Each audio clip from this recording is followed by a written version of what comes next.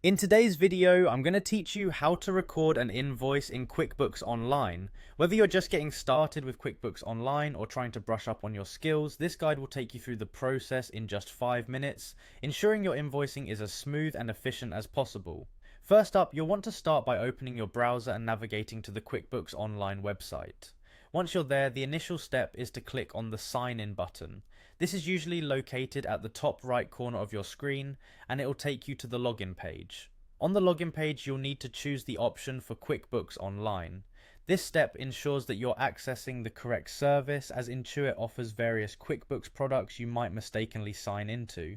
Once you've selected QuickBooks Online, you'll be prompted to enter your login credentials.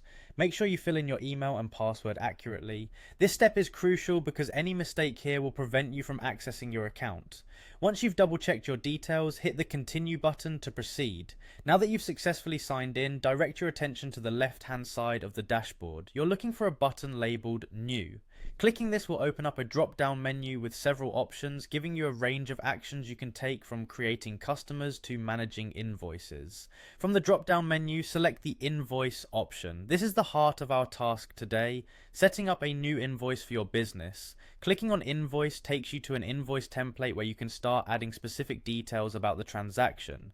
Begin by adding the customer details. This section includes fields for the customer's name, billing address, and other contact information. Ensuring this information is correct is essential for your records and for sending invoices to the right clients.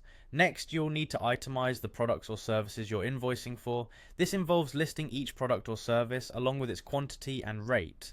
Don't forget to include any applicable taxes here, as this makes sure your invoices remain compliant with local regulations. Once you've filled out all the necessary sections, you'll want to review your entries to prevent any errors. Finally, click on the Save and Send button. This action will save your invoice in QuickBooks Online and allow you to email it directly to your customer, streamlining your financial operations. And there you have it.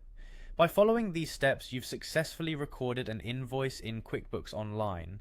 This process not only keeps your accounts organized, but also enhances your business's professionalism by ensuring invoices are sent out promptly.